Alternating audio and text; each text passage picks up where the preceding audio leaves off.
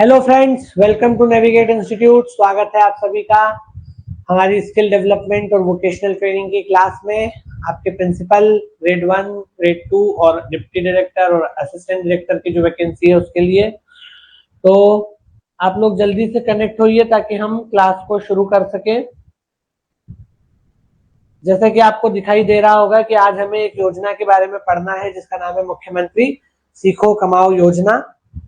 तो जल्दी से आप लोग जुड़िए ताकि हम लोग शुरू कर सकें। Good morning to everybody.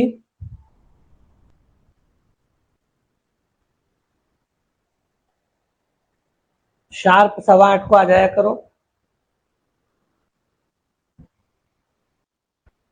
चलो, जब हम लोग पढ़ाई कर रहे थे, क्लासेस कर रहे थे, तब मुख्यमंत्री सीखो कमाओ योजना के बारे में गहमा गहमी थी, चर्चा थी कि ऐसी कोई योजना सरकार लाने वाली है। हमारे मुख्यमंत्री श्री शिवराज सिंह चौहान जी ने एक रैली से, एक सार्वजनिक सभा से इस बात का ऐलान किया था, घोषणा की थी और ये संकेत दिया था कि ऐसी कोई योजना पाइपलाइन में है जो जल्दी ही लागू की जाएगी, आएगी, जिसमें मुख्यमंत्री के द्वारा या हमारी प्रदेश सरकार जो राज्य सरकार है उसके द्वारा रोजगार के साथ, मतलब कौशल विकास के साथ साथ रोजगार की दोनों चीजों को साथ में लेके चलने के लिए बात की जाएगी।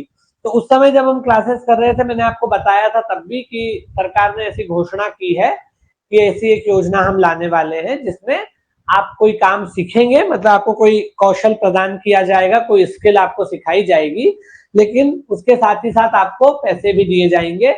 जब आप वो काम सीख रहे होंगे तो एक स्टाइपन जैसा दिया जाएगा ताकि आप उस स्टाइपन का यूज करके अपनी लाइफ चला सकें और काम सीख सके आराम से। तो एक स्टाइपन जैसा अमाउंट भी दिया जाएगा। अब कुछ दिनों बाद जब हमारी क्लासेस हो गई, उसके बाद इसका एक ठोस ढांचा आया और उसके बाद ये घोषणा सरकार ने जब की और घोषणा के बाद एक इसका मूर्त रूप जिसको बोलते हैं, ठोस रूप सामने आया कि दरअसल योजना में क्या क्या होगा और कैसे ये योजना लागू होगी, उसमें क्या क्या प्रावधान किए जाएंगे।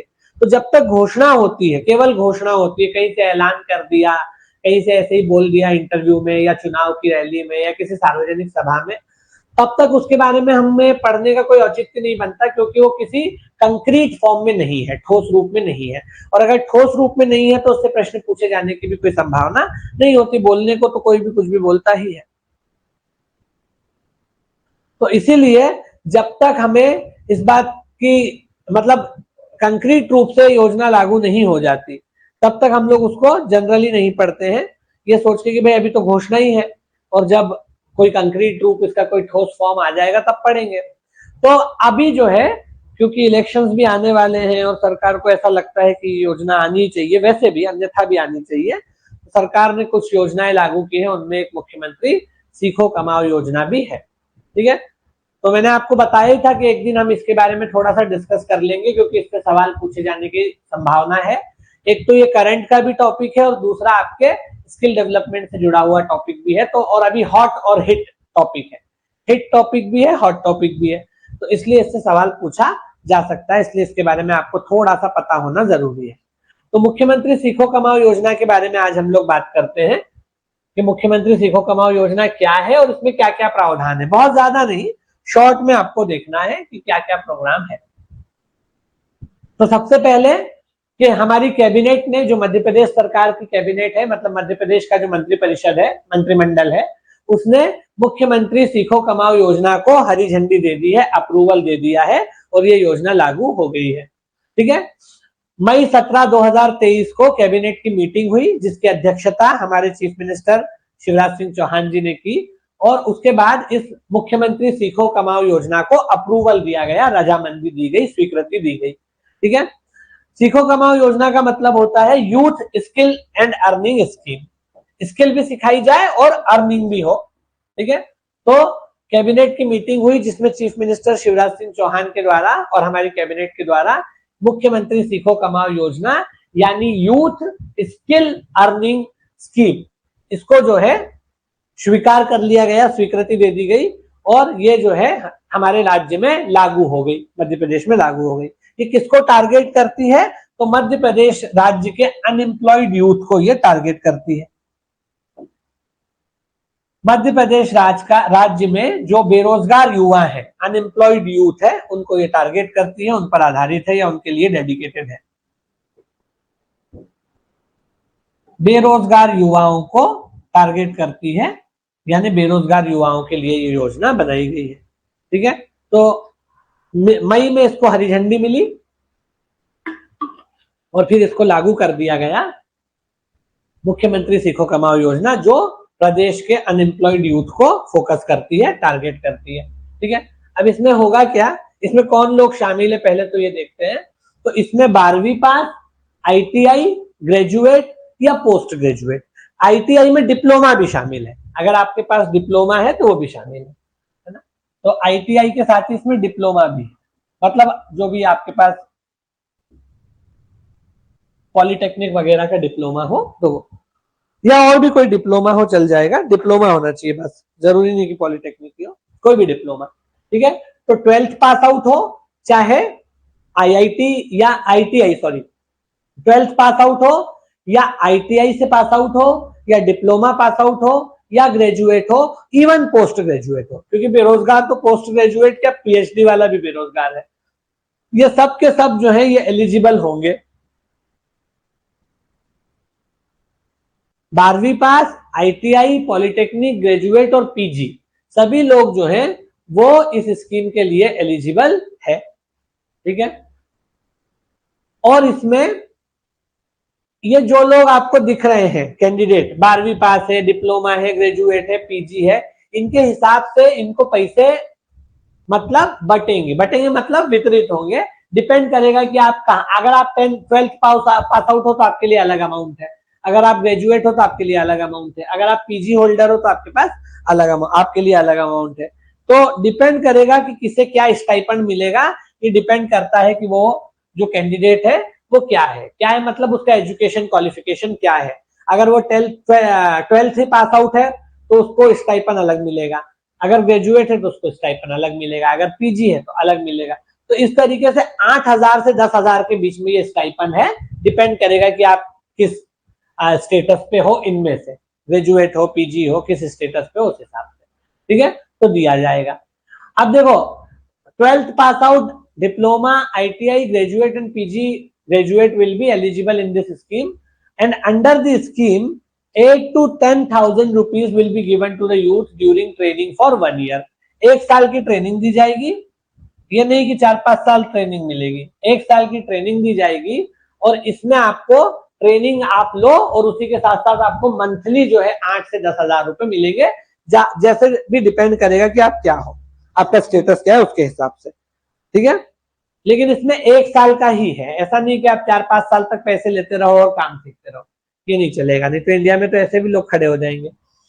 तो 1 साल का समय रहता है, उसमें आपको कोई ना कोई ट्रेनिंग दी जाएगी, किसी भी चीज से रिलेटेड कोई भी स्किल सिखाई जाएगी, कोई भी ट्रेनिंग दी जाएगी और ये किसी भी चीज से संबंधित हो सकती है और आपको उस दौरान हर महीने 8 से 10,000 रुपए मिलेंगे। ठीक है, सरकार ने टारगेट रखा है कि 1 लाख युवाओं को इसके तहत हमको ट्रेनिंग देनी है, जो कि अनएम्प्लॉयड है, एम्प्लॉयड युवा नहीं चलेंगे इसमें।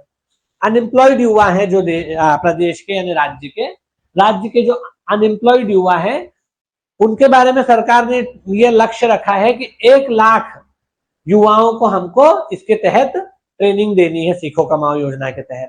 हालांकि ये भी कहा है कि अगर अनएम्प्लॉयड यूथ का संख्या या अनुपात इससे ज्यादा आ जाए, 1 लाख से ज्यादा, तो उसको भी ट्रेनिंग दे दी जाएगी। ये तो मिनिमम सेट किया है, मैक्सिमम नहीं है ये कि बस 1 लाख को ही देंगे। हालांकि अनएम्प्लॉयड तो 1 लाख से बहुत ज्यादा होंगे ना प्रदेश में। अभी कोई वैकेंसी अगर निकल आए, पटवारी जैसे निकली थी, हालांकि घोटाला हो गया, तो उसमें कितना फॉर्म डला, 11-12 लाख मैंने सुना फॉर्म डला। अगर उसमें हम ऐसे मान ले तो उसमें मेरे हिसाब से अगर आधे भी अनएम्प्लॉयड मान ले तो 5 लाख तो पटवारी भरने वाला है, तो उस हिसाब से कितने अनएम्प्लॉयड युवा देश में होंगे। ठीक है, मतलब प्रदेश में होंगे, देश बोल रहा हूँ, MP में ही होंगे।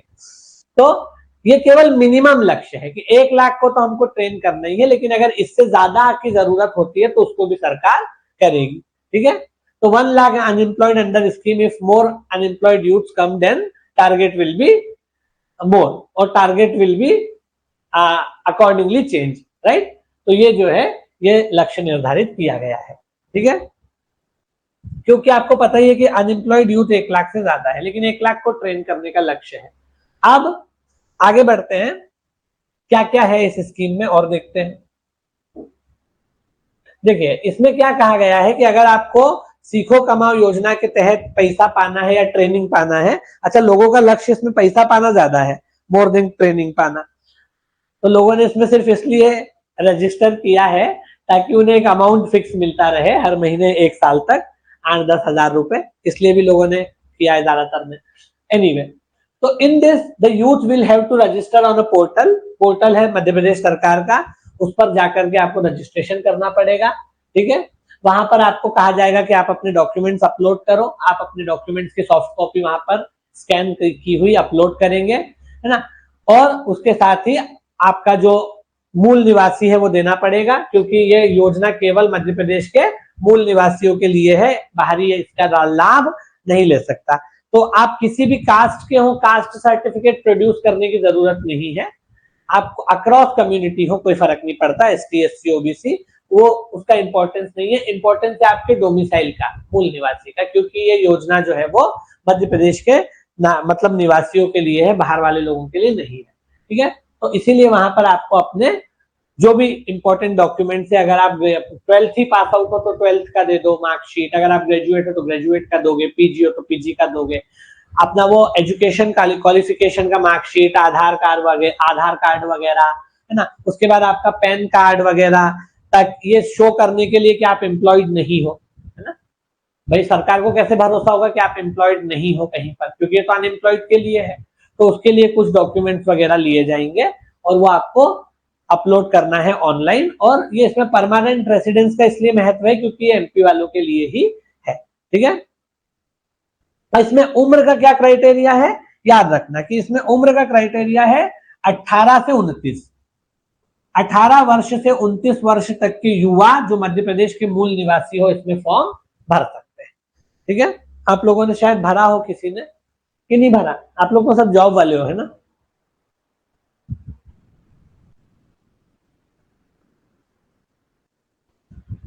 आप लोग तो अधिकांश जॉब वाले ही हो ना, इसलिए आपने शायद नहीं भरा होगा।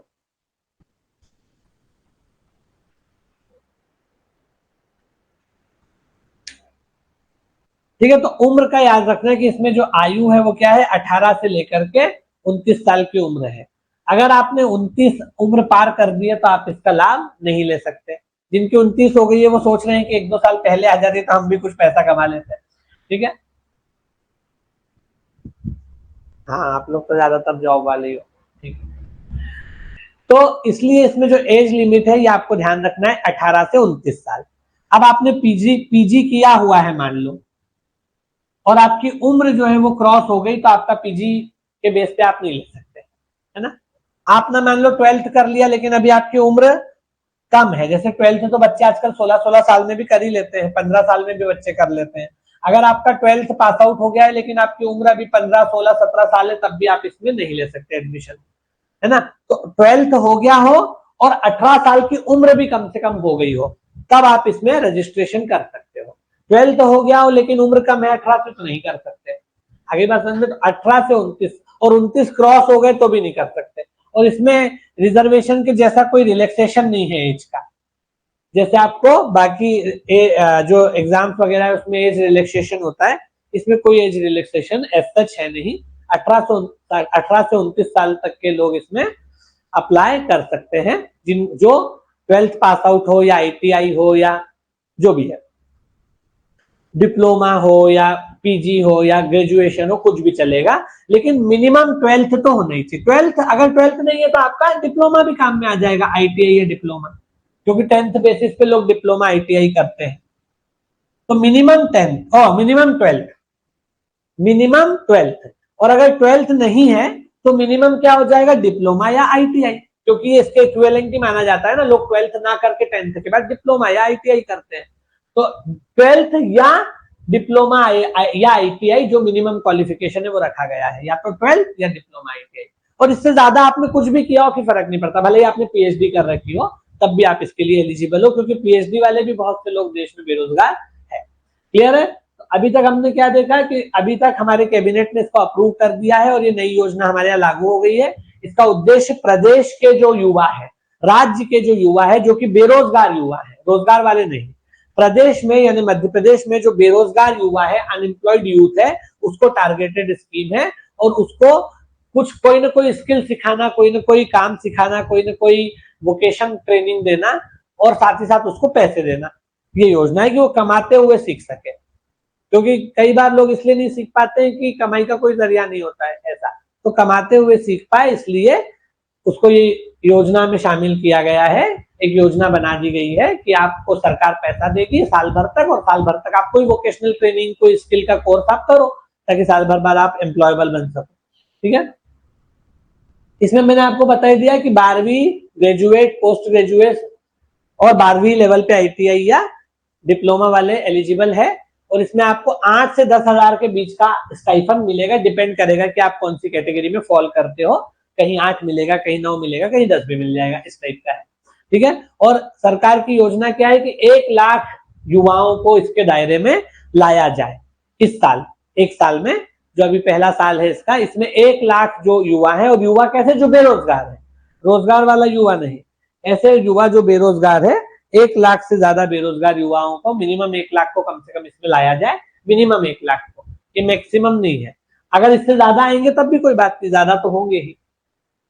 ठीक है, और इसका जो एज लिमिट है वो 18 साल से लेकर के 29 साल तक रखा गया है, जिसमें कोई भी व्यक्ति आ सकता है। बस ये ध्यान रखिए कि इसमें आपको सारे अपलोड करने पड़ते हैं डॉक्यूमेंट ऑनलाइन, जिसमें परमानेंट रेसिडेंस भी देना पड़ता है, क्योंकि मध्य प्रदेश के मूल निवासियों के लिए है। बाकी तो देना ही पड़ेगा। अगर आप 12th बता रहे हो कि मैं 12th पास आउट हूँ, तो 12th की मार्कशीट बताओ।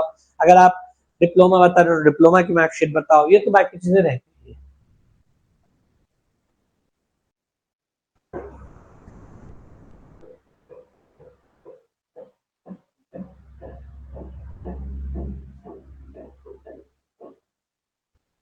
ठीक है, अब आगे बढ़ते हैं।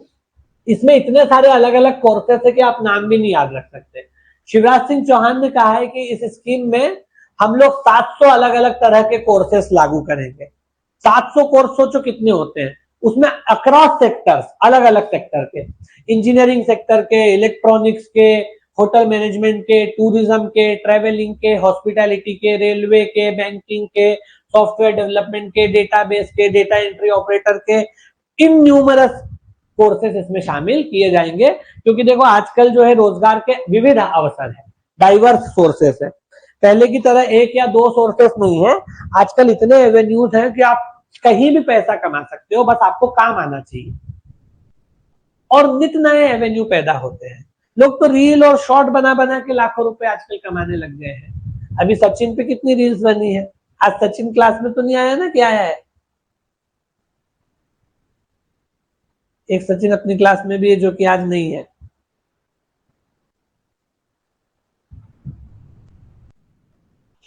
तो रोज नए एवेन्यू पैदा हो रहे हैं। आपने प्री वेडिंग का देखा होगा कि पहले, आज से 5, 7, 8 साल पहले लोग प्री वेडिंग जानते भी नहीं थे। आज जो है करोड़ों रुपए लोग कमाते हैं। एक एक प्रोजेक्ट जो है कई कई लाख रुपए का फोटोग्राफर्स को मिलता है ना। वीडियोग्राफी का है, इवेंट मैनेजमेंट है। इवेंट मैनेजमेंट पहले बहुत चुनिंदा था, आजकल कॉमन हो गया है। शादी मैनेजमेंट, इवेंट मैनेजमेंट ये भी हो गया है। और भी रोज नए नए एवेन्यू, फोटोग्राफी है, ये है, वो है, डिजिटल मीडिया है, और भी अक्रॉस सेक्टर अलग अलग तरह के एवेन्यू पैदा हो रहे हैं। तो ये जो है, ये गैर परंपरागत एवेन्यू, इसमें क्या लोग पढ़ाई नहीं करते हैं। इसको एक तो ये है कि इसके प्रति लोगों का दृष्टिकोण थोड़ा सा ये है कि अरे फोटोग्राफर कौन बनेगा। लोग सोचते नौकरी मिल जाए तो अच्छा है, जबकि फोटोग्राफी भी अगर आपकी चल पड़ी तो आप नौकरी वाले से ज्यादा ही कमाओगे। तो इसलिए इसमें कहा गया है कि जितने सेक्टर्स रोजगार देने वाले हैं उन सबको हम इसमें शामिल करेंगे और सभी में ट्रेनिंग देने की कोशिश करेंगे, क्योंकि सभी में रोजगार के चांसेस हैं, अपॉर्चुनिटीज हैं, है ना। तो इसमें अक्रॉस सेक्टर्स अलग अलग तरह के कोर्सेस रहेंगे।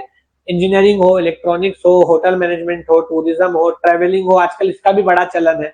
गाइड बन जाओ, टूरिस्ट गाइड बन जाओ, या ट्रेवलर, या आपका टूरिज्म डिपार्टमेंट में कुछ अच्छा काम कर सकते हो आप। हॉस्पिटैलिटी का भी आजकल बड़ा महत्व है। उसके बाद अकाउंटिंग का काम होता है, डेटा एंट्री ऑपरेटर का होता है, डेटाबेस मैनेजमेंट का होता है ना, सीए, फाइनेंशियल सर्विसेज वगैरह होती है। ऐसे कई सारे कोर्सेज हैं जिनको कम समय में आप करके काम सीख के आराम से रोजगार कमा सकते हो। बस ये कि उसके प्रति थोड़ा सा दृष्टिकोण सही हो और सही से काम सीखा हुआ हो। तो इन्होंने कहा है कि हम हर तरह के कोई कोर्स को छोटा बड़ा नहीं समझेंगे, किसी को श्रेष्ठ या किसी को हीन नहीं समझेंगे कि नहीं ये तो इंजीनियरिंग का है तो ये अच्छा कोर्स है, नहीं ये तो होटल मैनेजमेंट है तो ये तो खराब कोर्स है, ऐसा नहीं है। सभी जो कोर्सेस हैं वो आपको रोजगार दे सकते हैं बशर्ते आप उसमें अच्छा काम करो। तो इसमें कई सारी चीजों को शामिल किया गया है, ठीक है। अब इसमें ट्रेनिंग देगा कौन? इतने 700 सेक्टर्स में सरकार यही काम करेगी क्या? सरकार के पास यही काम रह गया है कि सारे अनएम्प्लॉयड जो अनएम्प्लॉयड यूथ है उसको सेक्टर उनको ट्रेनिंग देती फिरे। तो इसके लिए क्या होगा, प्राइवेट कंपनियों को इनवाइट किया जाएगा कि आप लोग ट्रेनिंग दो। सरकार लाइसेंसिंग करेगी, उनको परमिट करेगी और प्राइवेट कंपनियों को ट्रेनिंग देने के लिए एलिजिबल किया जाएगा। उसका क्राइटेरिया रखा जाएगा। क्राइटेरिया मतलब कैसे कि कोई भी कंपनी जो ट्रेनिंग देना चाहती है या इस योजना से जुड़ना चाहती है एज ट्रेनर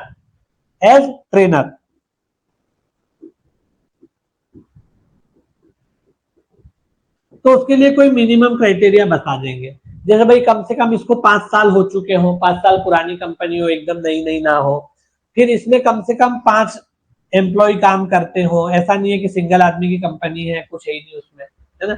उसके बाद इसका अपना जीएसटी नंबर लिया हुआ हो, बकायदा टैक्स भरती हो। इस तरह की क्राइटेरिया है कंपनियों का जो ट्रेनिंग दे सकती है। अब ये जो ट्रेनर कंपनी है ये अप्लाई करेगी गवर्नमेंट में, मतलब गवर्नमेंट के लिए अप्लाई करेगी ऑनलाइन और फिर इसका रिकॉर्ड वगैरह देखा जाएगा, इसका क्या जीएसटी के थ्रू पता चल जाएगा कि भाई इसका क्या रेवेन्यू है, कितने बड़े लेवल की है, कितना टर्नओवर वगैरह है, ये सब पता चल जाएगा। तो इसके बेसिस पे फिर इसको जो है परमिट किया जाएगा कि ये सीखो कमाओ योजना के तहत ट्रेनिंग दे। उसमें यह भी देखा जाएगा कि जो इसके पास एरिया है ऑफिस का या साइट का या फैक्ट्री का वो कितना बड़ा है। बहुत छोटा तो नहीं है कि घर में ही चला रहा है या अपने ही लैपटॉप से ही ऑफिस चला रहा है, ऐसा तो नहीं है ना। तो थोड़ा सा ये भी देखा जाएगा कि ये एलिजिबल है या नहीं है, ये सारी चीजों के बेसिस पे बनेगा, ठीक है। तो इसमें सरकार ट्रेनिंग नहीं देगी, सरकार तो देगी लेकिन प्राइवेट लोगों को इसमें आमंत्रित किया जाएगा। एक क्राइटेरिया बना दिया गया है जिसमें वो जो भी खरा उतरेगा उसको परमिट किया जाएगा और वो फिर जो है ट्रेनिंग दे पाएगा, ठीक है। देखो ये लिखा है, this work will be taught in any institution, company, factory और हॉस्पिटल। कहीं पर भी, अगर हॉस्पिटल से जुड़ा हुआ काम है तो हॉस्पिटल में सिखाया जाएगा, अगर किसी डेटाबेस से जुड़ा हुआ है, डेटा एंट्री से जुड़ा हुआ है तो उसको कंप्यूटर पे सिखाया जाएगा। तो डिपेंड करेगा कि किस तरह का काम है, वहां पर उसको भेजा जा सकता है कि वहां पर जाके काम सीखे।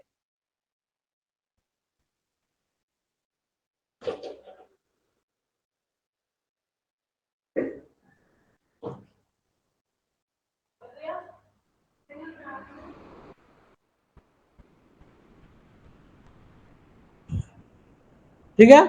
तो अब देखो इसमें क्या है कि this work will be taught by any institution. जैसे मान लो आपको हॉस्पिटल में कोई व्यक्ति, मतलब कोई महिला है, मान लो नर्सिंग का कोर्स कर रही है, नर्स का, या और हॉस्पिटल से जुड़ा हुआ, तो हॉस्पिटल में उसको ट्रेनिंग दी जा सकती है। हॉस्पिटल इसके लिए सरकार के पास अप्लाई करे कि हम इस योजना से जुड़ना चाहते हैं, तो उनको परमिशन दे दी जाएगी अगर उनका रिकॉर्ड और एलिजिबिलिटी ठीक ठाक रहेगी। तो इस तरह से कोई फैक्ट्री, कोई कंपनी, कोई इंस्टीट्यूशन, मान लो किसी को कोर्स करना है, टैली सीखना है कंप्यूटर का, तो जो भी कंप्यूटर सेंटर है वो अपना ऑनलाइन आवेदन करे कि हम इस योजना से जुड़ना चाहते हैं, ट्रेनर बनना चाहते हैं, उनका रिकॉर्ड देख लिया जाएगा और सरकार को लगेगा तो उसको परमिट कर देगी,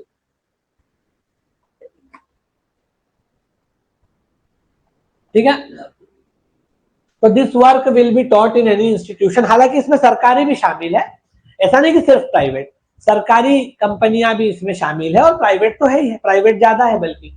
तो this work will be taught in any institution, company, factory और हॉस्पिटल ड्यूरिंग दिस, और हॉस्पिटल, ठीक है। अब इसमें जो पैसा दिया जाएगा वो आपकी कंपनी वगैरह या हॉस्पिटल के थ्रू आपको नहीं मिलेगा कि जहां आप जा रहे हो पहले उसको पैसा देगा, वो आपको पैसे देगा, नहीं। आपने रजिस्ट्रेशन कर दिया, आपका ओके हो गया, आप ट्रेनिंग लेने लगे, तो फिर जो पैसा है वो आपके अकाउंट में डायरेक्ट ट्रांसफर हो जाएगा, ठीक है। तो during this work money will be transferred directly to the account of the children और कैंडिडेट्स, चिल्ड्रन कैंडिडेट्स भी बोल सकते हो,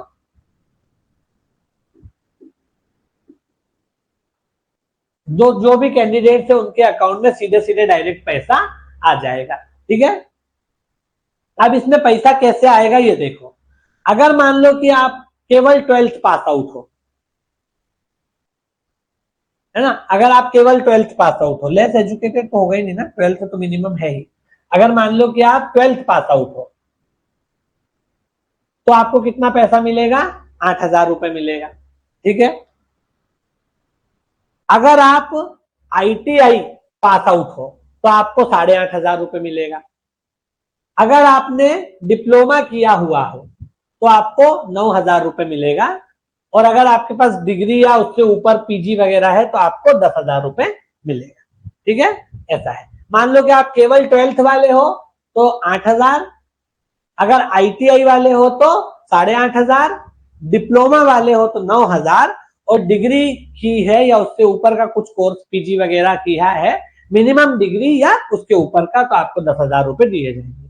ठीक है, तो इस हिसाब से वेरी करेगा, 8 से 10 के बीच में डिपेंड करता है कि आपका एजुकेशन क्वालिफिकेशन क्या है।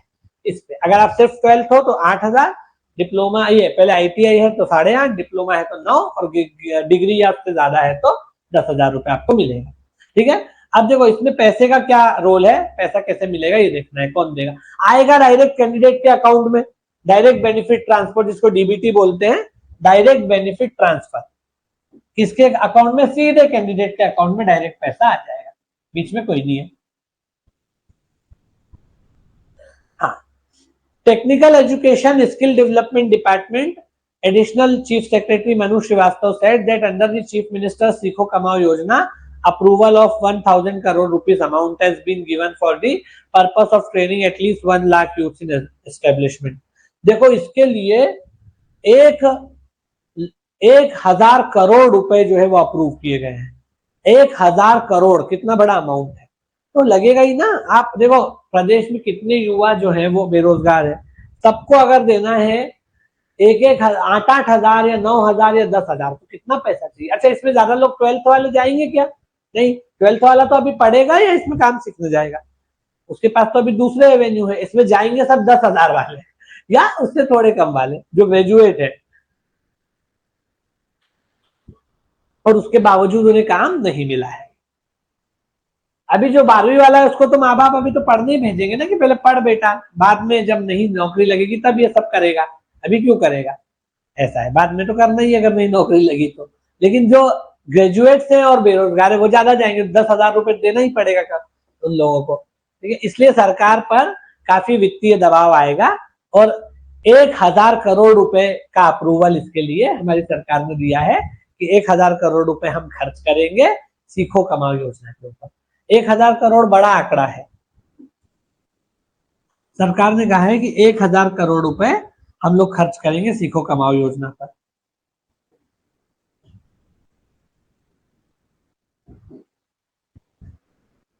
ठीक है, under the scheme the youth will get a stipend of 8 to 10,000 rupees per month during the training. ये तो आपको पता ही है, डिपेंड करेगा कैसे। अब याद ये रखना है कि 75% जो पैसा है वो राज्य सरकार देगी आपको DBT के थ्रू। ठीक है, 75% of the stipend will be paid by the state government through DBT, and after the training a certificate from the state council for vocation education will be given by the Madhya Pradesh State Skill Development and Employment Generation Board। और आपको फिर बाद में certificate मिलेगा। किसके द्वारा certificate मिलेगा ये जरूर याद रखना। सर्टिफिकेट जो है आपको किसके द्वारा मिलेगा ये जरूर याद रखना, वो मिलेगा आपको Madhya Pradesh state skill development and employment generation board. मैंने आपको पढ़ाया है ना, MPSSDEGB,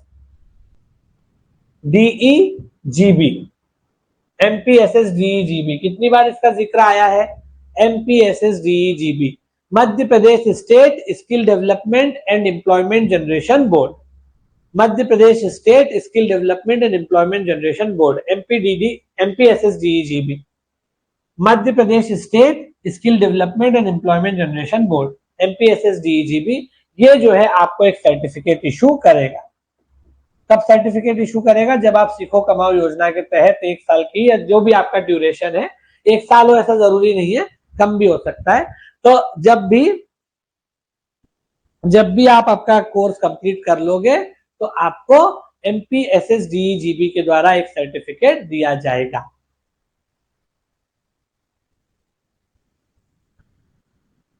अब ये जो सर्टिफिकेट है इस पे नाम रहेगा state council for vocational training, लेकिन ये प्रदान कौन करेगा? MPSSDEGB करेगा। ठीक है, सर्टिफिकेट पर नाम किसका रहेगा? State council for vocational training. ठीक है, और देगा कौन? MPSSDEGB के द्वारा दिया जाएगा। ठीक है, तो ये यहाँ पर आप देखो एक तस्वीर भी दी हुई है, और उसमें यहाँ पर मैंने मुख्यमंत्री सीखो कमाओ योजना के बारे में बता दिया है कि आपकी शैक्षणिक योग्यता जो है उसके हिसाब से आपको पैसे मिलेंगे। 12वीं पास है तो स्टाइपेंड 8,000, ITI है तो 8,500, डिप्लोमा है तो 9,000, और स्नातक या स्नातकोत्तर है तो 10,000। ठीक है, इस तरीके से पैसा DBT के थ्रू आपके अकाउंट में आ जाएगा। और आप इसमें मैक्सिमम जो पीरियड है वो कितना है? 1 साल का पीरियड है। क्लियर है? 1 साल का पीरियड है, उससे ज्यादा का पीरियड नहीं है। और ये मैक्सिमम है, मिनिमम नहीं है। मिनिमम इससे कम वाले भी इसमें शामिल है। मान लो कोई कोर्स ऐसा है जो 2 महीने में ही बंदा सीख जाता है, तो उसके लिए थोड़ी एक साल चलेगा। और इसमें मैक्सिमम जो ड्यूरेशन है, अधिकतम जो अवधि है, मैक्सिमम ड्यूरेशन कितनी है? 1 साल। ऐसा नहीं कि वहीं पैसे लेते रहो और लगे रहो। ठीक है, इसलिए इसमें आपको बेसिकली ये जो पीरियड रहेगा ये 1 साल का रहेगा।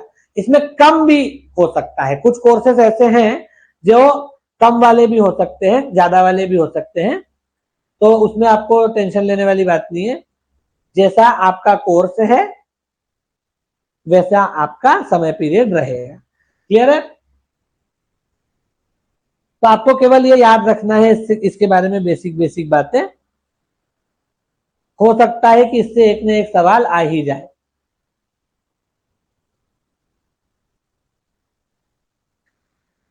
ये योजना जो है क्योंकि अभी बहुत ही ज्यादा न्यूज में चल रही है, तो इससे सवाल पूछे जाने की संभावना काफी बढ़ जाती है,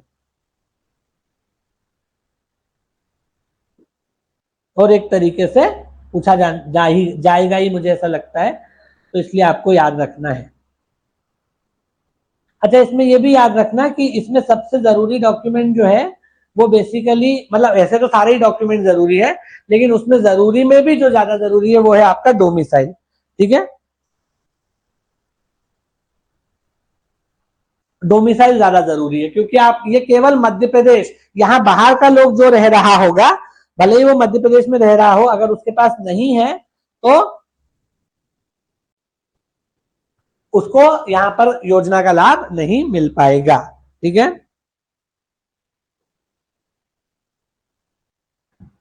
सर रिमेनिंग 20% वो संस्थान देगा, वो इंस्टीट्यूशन देगा जिसमें आप ट्रेनिंग ले रहे हो। ठीक है ना?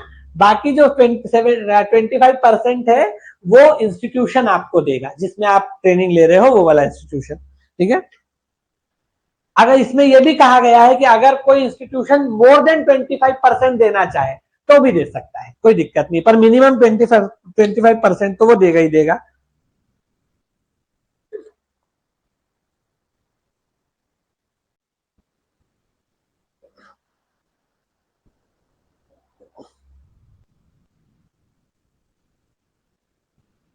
ठीक है, तो इसमें 75% सरकार देगी DBT के थ्रू, मतलब डायरेक्ट बेनिफिट ट्रांसफर, और 25% जिस भी इंस्टीट्यूट में आप ट्रेनिंग ले रहे हो वो आपको स्टाइपेंड के रूप में देगा। क्योंकि आप वहां काम भी तो करोगे ना, ऐसा थोड़ी सीखो कमाओ का मतलब वहां सीखोगे तो काम करोगे कि ऐसे ही करोगे, वहां पर काम भी तो करोगे ना। देखो, वहां पर आपको किताब नहीं पढ़ाई जाएगी कि आप किताब पढ़ोगे, जो काम उस इंस्टीट्यूट के पास आएगा वही काम आपसे करवाया जाएगा, तो फ्री में थोड़ी करवाएगा इंस्टीट्यूशन। उसको कहा गया है कि भाई 25% को देना पड़ेगा इनको। जैसे मान लो कि आपने मान लो आप किसी इंस्टीट्यूशन में गए डेटा एंट्री ऑपरेटर के रूप में, कोई कंपनी है, अभी आपको डेटा एंट्री ऑपरेटर जो है वो काम भी करवाएगा उसके पास का, तभी तो। मान लो कि आप गए किसी फैक्ट्री में, किसी कंपनी में अकाउंटिंग सीखने, कोई कंपनी में आप अकाउंटिंग सीखने गए, तो ये अकाउंटिंग आपसे करवाएगा भी उसकी, तो फिर पैसा भी देगा, क्योंकि ये एक्चुअल जॉब पे काम करवाएगा ना, किताब थोड़ी। तो 25% इसके लिए मैंडेटरी क्या है, मिनिमम इतना देना पड़ेगा। अगर कोई कंपनी बोलती है कि नहीं बंदा ज्यादा काम कर रहा है, हम उसको ज्यादा पैसा देंगे, तो दे सकती, कोई दिक्कत वाली बात नहीं है, पर इतना तो देना ही पड़ेगा, ठीक है।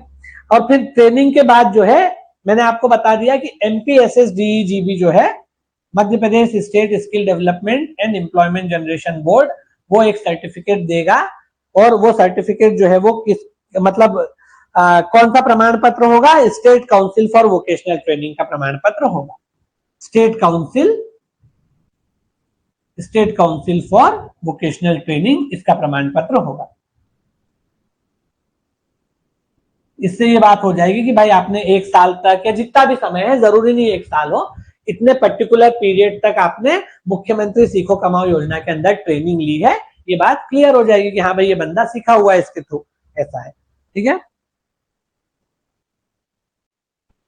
इसके लिए जो ट्रेनर बनना चाहती है, प्रशिक्षण देना चाहती है जो कंपनियां है ना, ट्रेनिंग कंपनी जिसको आप बोल सकते हो, ट्रेनिंग देने वाली कंपनी, वो जो प्रशिक्षण देने वाली है, ट्रेनिंग देने वाली कंपनियां हैं, उसके लिए रजिस्ट्रेशन का काम सरकार ने जून में चालू कर दिया था।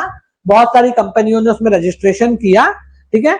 उसके बाद फिर जब कंपनियों का रजिस्ट्रेशन हो गया काफी, उसके बाद फिर कैंडिडेट्स का रजिस्ट्रेशन शुरू हुआ, है ना। तो मई में इसकी घोषणा हुई।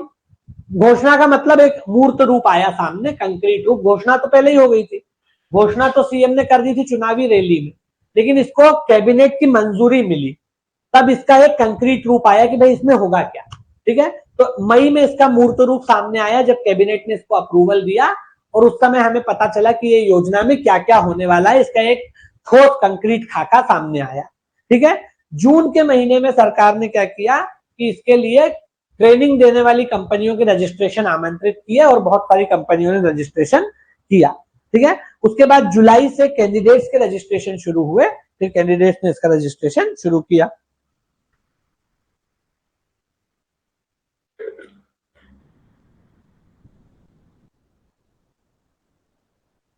और फिर धीरे धीरे इसमें जो है अब लोगों का एडमिशन भी, मतलब रजिस्ट्रेशन और वो सब कुछ हो रहा है, तो कोई उसमें दिक्कत वाली बात नहीं है, ठीक है। अब अगर आपको इसके लिए अप्लाई करना है तो डॉक्यूमेंट आपको बता ही दिए। आधार कार्ड आपको सबसे पहले अपना देना पड़ेगा, वो जरूरी है। उसके बाद डोमिसाइल, जिसको मूल निवासी या निवास प्रमाण पत्र बोलते हैं।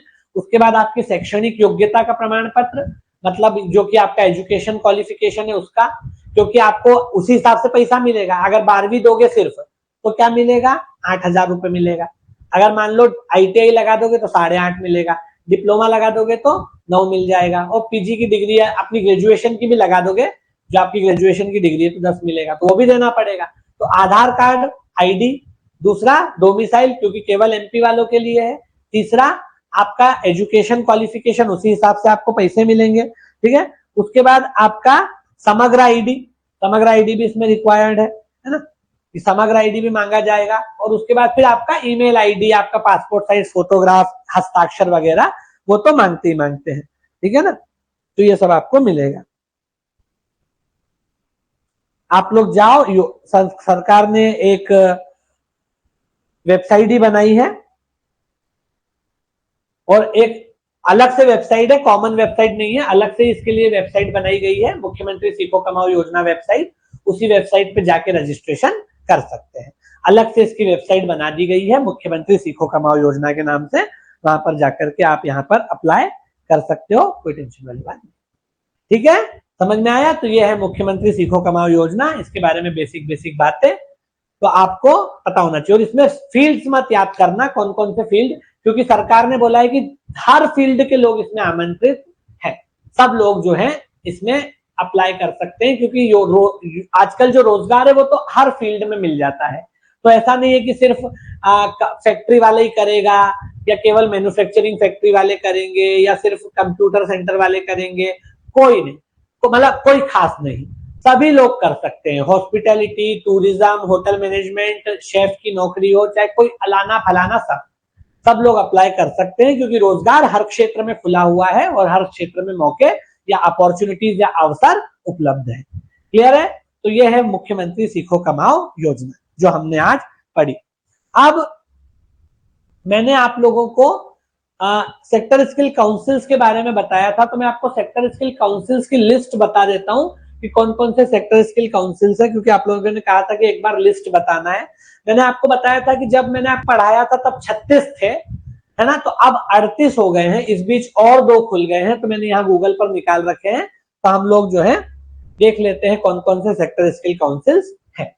आप लोग भी हालांकि गूगल पे देख सकते हो, तो आप लोगों को ये पता होना चाहिए कि कौन कौन से सेक्टर स्किल काउंसिल्स है, और इनकी संख्या फिलहाल अब 38 है, 38 है। इसलिए क्योंकि देखो जब पढ़ाया जाता है और जब एग्जाम होता है उसके बीच में भी चीजें अपडेट हो जाती है, क्योंकि करंट का टॉपिक रहते हैं ये सब। ये कोई हिस्ट्री तो है नहीं कि एक बार जो गुप्त काल में हो गया, है ना। हालांकि हिस्ट्री में भी नई खोज होती है तो फिर अपडेशन होता ही है, नए कुछ जानकारी पता चलती है, तो इसमें पता कुछ न कुछ अपडेशन होते रहते हैं। तब 36 थे, अब 38 हो गए हैं, तो मैं आपको नाम सबके बता देता हूं। एक है aerospace and aviation sector skill council, दूसरा है agriculture skill council of India. देखो आपको नाम से ही पता चल जाएगा कि इसमें काय की ट्रेनिंग मिलेगी। एरोस्पेस और एविएशन में एरोस्पेस और एविएशन की, एग्रीकल्चर सेक्टर स्किल काउंसिल मतलब agriculture skill council of India. उसके बाद appraisal made ups and home furnishing sector skill council, automotive skill development council, beauty and wellness sector skill council, है ना, फिर BFSI sector skill council of India, capital goods skill council, construction skill development council of India, domestic worker sector skill council. देखो domestic workers का भी sector skill council है, जो लोग घरों में कामगार हैं, जो घर में काम करते हैं, लोगों के डस्टिंग का, झाड़ू लगाने का, उनका भी सेक्टर स्किल काउंसिल बनाया हुआ है, क्योंकि उसमें भी रोजगार तो है ना, ठीक ठाक रोजगार है ऐसा। उसके बाद electronics sector skill council of India, फिर food industry capacity and skill initiative, furniture and fitting skill council. उसके बाद देखो gem and jewellery skill council of India, जिसमें मतलब हीरे जवाहरातों से रिलेटेड जो काम है, ये बहुत मतलब एक तरीके का ये जो है ना जेवर बनाने का काम बड़ा एक्सपर्टीज का काम है, मतलब इसके लिए काफी मेहनत लगती है और इसमें पैसा भी अच्छा मिलता है।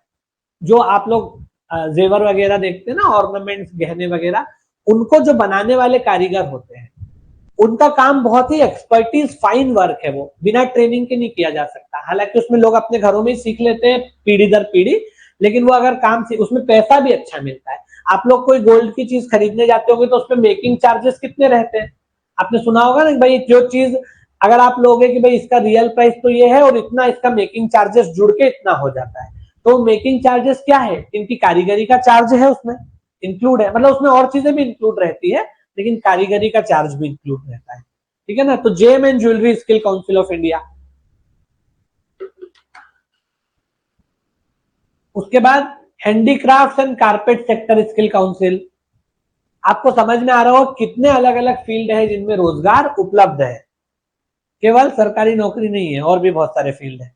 Health care sector skill council, फिर हाइड्रोकार्बन सेक्टर स्किल काउंसिल, फिर Indian iron and steel sector skill council, फिर प्लम्बर्स को भी ठीक ठाक पैसे मिल जाते हैं आजकल तो शहरों में, Indian plumbing skill council. Plumber का काम भी सीख लिया तो वो भी एक तरह का रोजगार है, एक बार घर आएगा नल जोड़ने 500 रुपए ले लेगा। Infrastructure equipment skill council. उसके बाद instrumentation, automation, surveillance and communication sector skill council. नाम से ही स्पष्ट है, इसके बारे में बहुत डिस्कस करने की जरूरत नहीं है। आईटी सेक्टर का, आईटी में क्या, जैसे आप वेब पेज बनाना सीख जाओ, सीएसएस लगाना सीख जाओ, एचटीएमएल बनाना सीख जाओ, थोड़ा बहुत डेटाबेस से कनेक्ट करना सीख जाओ, तो उसमें भी जॉब मिल जाता है। या फिर रेंडर निकालना सीख गए वीडियो का, थंबनेल बनाना सीख गए, कोई भी ऐसा छोटा मोटा काम, तो उसमें भी आजकल जॉब है ना। IT sector skill council. फिर लेदर, चमड़े का जो काम है, लेदर सेक्टर स्किल काउंसिल। फिर उसके बाद life sciences sector skill council, logistics sector skill council, management and entrepreneurship, ये भी बहुत इंपॉर्टेंट है, management and entrepreneurship sector skill council. Media and entertainment, ये भी बहुत इंपॉर्टेंट है।